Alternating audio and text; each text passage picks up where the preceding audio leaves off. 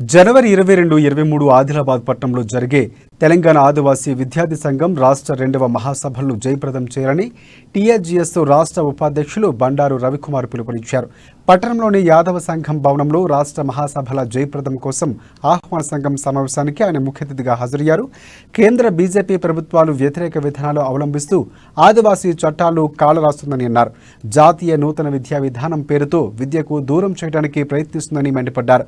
ఆ రాష్ట్ర మహాసభల్లో కేంద్ర రాష్ట్ర ప్రభుత్వాల విద్యా వ్యతిరేక విధానాలపై, గిరిజన విద్యారంగ సమస్యలపై చర్చించనున్నట్లు తెలిపారు. ఇక భవిష్యత్తు కార్యాచరణ రూపొందించినట్లు కూడా పేర్కొన్నారు.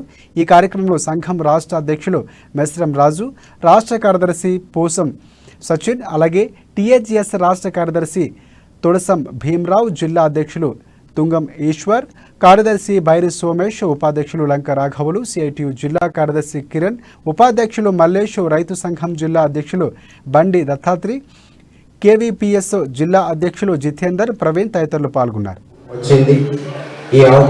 రంగం ఎదుర్కొంటున్నటువంటి సమస్యల మీద పోరాటం చేయడంలో ఛాంపియన్ గా తెలంగాణ ఆదివాసీ విద్యార్థి సంఘం ఉంది. ఈ ఆదిలాబాద్ ఈ రోజు తెలంగాణ రాష్ట్రానికి ఒక దిక్సూచిగా ఇక్కడ ఈ మహాసభలకు ఆతిథ్యం ఇవ్వబోతా ఉన్నారు.